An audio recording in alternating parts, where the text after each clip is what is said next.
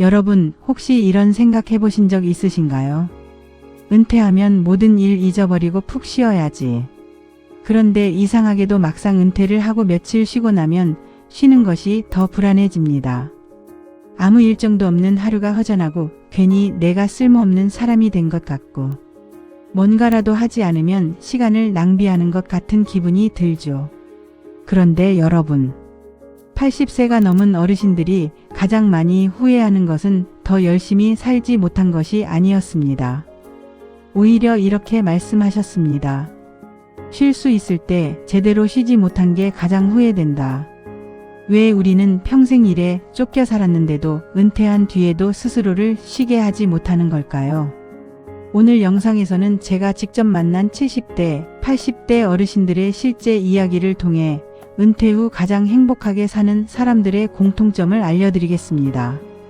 이 영상을 끝까지 보시면 노는 것이 게으름이 아니라 건강과 행복을 지키는 가장 중요한 능력이라는 사실을 알게 되실 것입니다.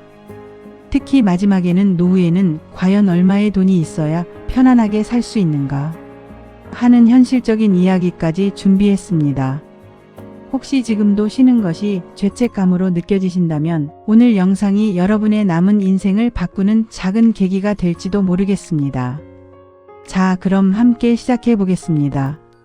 첫 번째는 74세 노학수 어르신 이야기부터 시작할게요. 이분은 지방은행에서 34년 근무하시고 지점장으로 퇴직하셨습니다. 퇴직금도 넉넉했고 개인연금도 있었어요. 그런데 퇴직하고 넉 달 만에 후배가 운영하는 작은 대부업체에 자문역으로 들어가셨습니다. 돈이 아쉬워서가 아니었어요. 그냥 아침에 갈 곳이 없다는 게 견디기 힘드셨던 거죠. 그렇게 3년을 다시 일하셨어요. 그러다 정기 검진에서 의사가 이러더랍니다. 혈당이 계속 오르고 계신데 요즘 신경 쓰실 일이 많으신가요? 그 말을 듣는 순간 노학수 어르신은 멈칫하셨대요. 은퇴는 했는데 나는 여전히 그 스트레스 안에서 살고 있구나. 그날로 자문역을 정리하셨습니다. 그리고 결심하셨대요. 이제부터는 시계를 안 보고 살아보자. 그렇게 지낸 지 벌써 4년째입니다. 지금은 어떠시냐고 여쭤보니 이렇게 답하시더군요. 예전엔 몸 챙길 틈도 없이 살았는데 요즘은 오히려 몸이 더 편해졌어. 아침에 텃밭 좀 돌보고 낮잠도 자고 저녁엔 동네 친구들이랑 당구도 치고. 진작 이렇게 살 걸 그랬어. 이게 우연이 아닙니다. 어떤 노년의학연구소에서 60세 이상 어르신 600여 명을 8년간 추적했는데 은퇴 후에도 계속 소일거리를 붙잡고 사신 그룹과 여가 위주로 지내신 그룹을 비교했더니 여가 중심으로 사신 분들의 심장 관련 질환 발생률이 눈에 띄게 낮았고 우울감을 느끼는 비율도 훨씬 낮았다고 합니다. 논다는 건 게으른 게 아니라 건강하게 오래 사는 방법이라는 뜻이에요. 두 번째, 그럼 논다는 게 정확히 뭘까요? 그냥 텔레비전만 보는 걸까요? 71세 윤정순 선생님 이야기를 들어보시죠. 윤 선생님은 중학교 과학교사로 정년을 채우고 퇴직하셨어요. 그런데 퇴직 후에도 뭔가 해야 할 것 같은 압박이 있었대요. 주변에서도 그러셨고요. 선생님, 집에만 계시면 금방 늙으세요. 그래서 동네 평생학습관에서 어르신들께 한글 지도 봉사활동을 시작하셨습니다. 처음엔 뿌듯하셨대요. 그런데 반년쯤 지나니 이상한 마음이 드셨답니다. 분명 좋은 일인데 왜 이렇게 아침이 무겁지? 곰곰이 생각해보니 스스로 하고 싶어서가 아니라 남들 눈치에 떠밀려서 하고 있다는 걸 깨달으셨대요. 바로 그만두시고 정말 아무것도 안 하는 일주일을 보내셨답니다. 처음엔 불안하셨대요. 이렇게 살아도 되나, 인생을 낭비하는 거 아닌가. 그런데 일주일째 되던 날 아침 그냥 걷고 싶다는 마음이 드셨대요. 누가 시켜서도 건강 때문도 아니고 그냥 그러고 싶어서요. 동네 저수지 둘레길을 천천히 걸으면서 하늘을 보고 벤치에 앉아 한참을 멍하니 계셨대요. 그 순간 깨달으셨답니다. 아, 이게 노는 거구나. 그날 이후 윤 선생님의 하루하루는 매번 다릅니다. 어떤 날은 새벽장에 가시고 어떤 날은 낮잠을 주무시고 어떤 날은 도서관에서 종일 책만 읽으세요. 무료하지 않으세요? 여쭤봤더니 이렇게 답하시더군요. 무료한 게 나쁜 건가요? 평생 바빴는데 이제는 심심할 자격도 있는 거죠. 그리고 하루가 금방 가서 심심할 틈도 없어요. 이제야 시간의 주인이 된 것 같아요. 여기서 핵심은 이겁니다. 논다는 건 아무것도 안 하는 상태가 아니라 의무가 없는 상태로 사는 거예요. 누구에게 보고할 필요도 눈치 볼 필요도 없는 하루. 그게 진짜 쉬는 것입니다. 세 번째, 71세 강태우 어르신 이야기를 들어보세요. 이분은 지금 실버 택배 배달 일을 하고 계세요. 퇴직 전엔 인쇄소를 운영하셨고요. 힘들지 않으세요?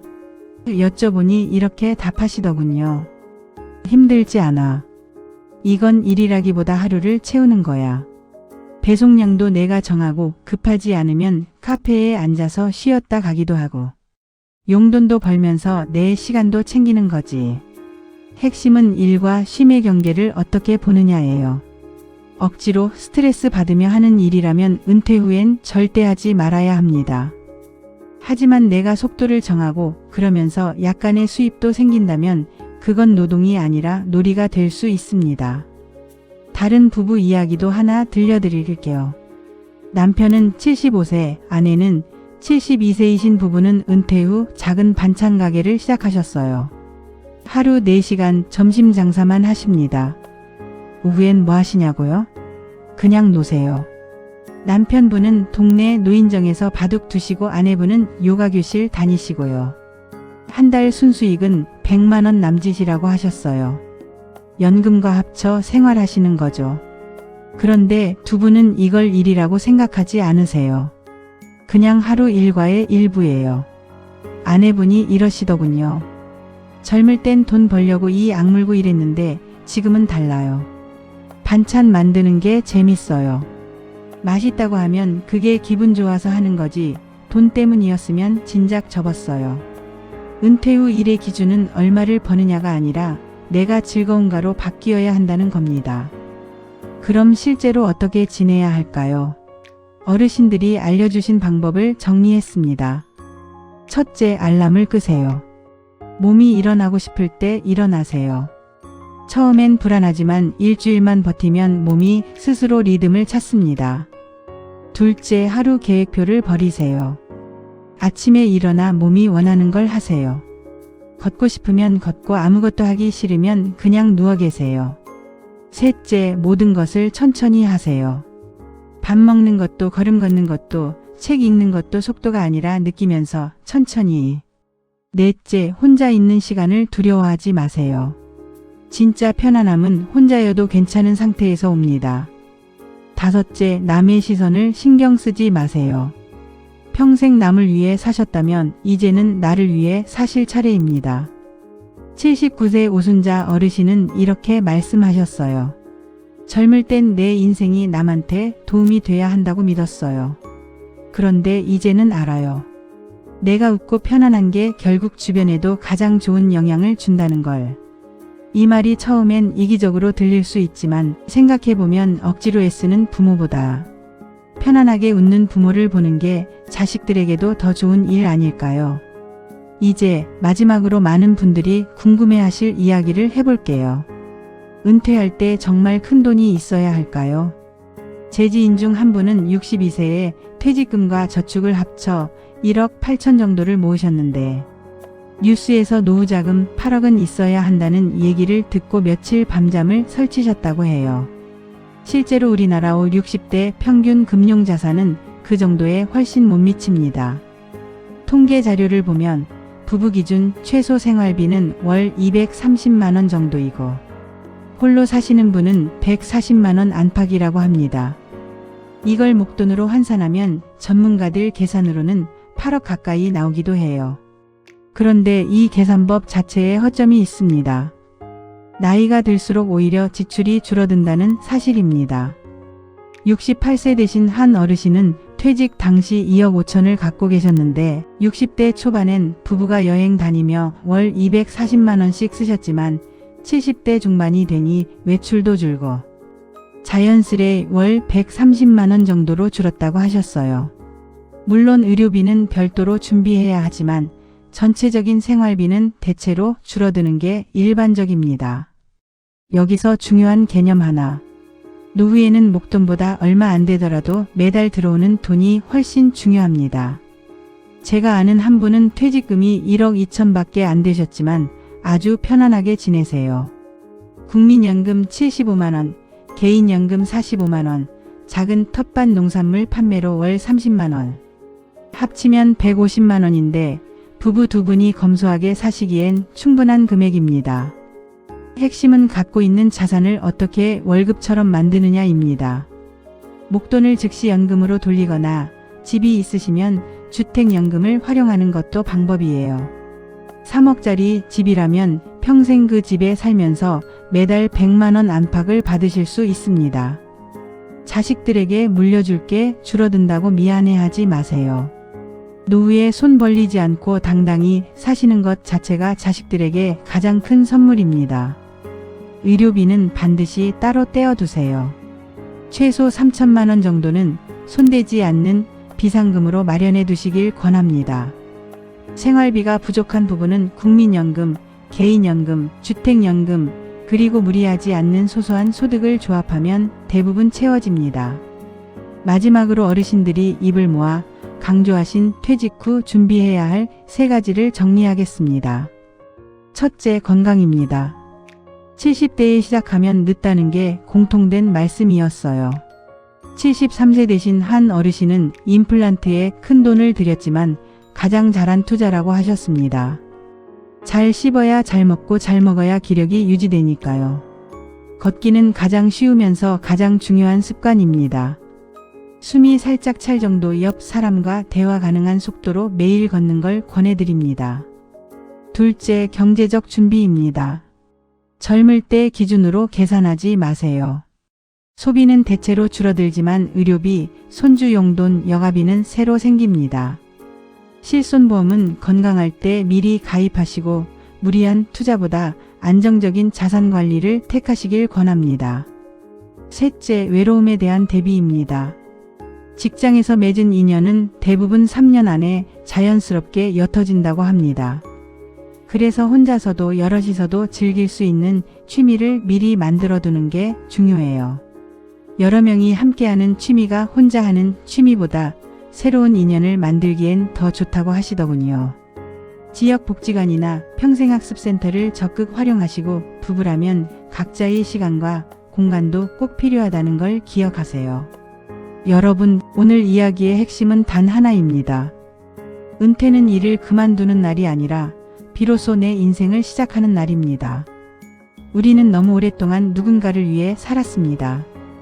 회사 때문에 바빴고, 가족 때문에 참아왔으며, 자식 때문에 미뤘고, 책임 때문에 쉬지 못했습니다. 그렇게 살아오신 여러분께 이제는 이런 말씀을 드리고 싶습니다. 이제는 조금 천천히 사셔도 됩니다. 아무 약속 없는 하루도 괜찮고, 창밖을 바라보며 커피 한 잔 마시는 시간도 괜찮고, 낮잠을 자는 오후도, 아무 이유 없이 산책하는 하루도 결코 시간을 낭비하는 것이 아닙니다. 그 시간이야말로 평생 열심히 살아오신 여러분께 인생이 주는 가장 큰 선물입니다. 오늘 하루만이라도 자신에게 이렇게 말해보세요. 오늘은 아무것도 하지 않아도 괜찮다. 아마 그 한마디가 여러분의 마음을 조금은 가볍게 만들어줄 것입니다. 여러분의 노후는 아직 끝난 인생이 아닙니다.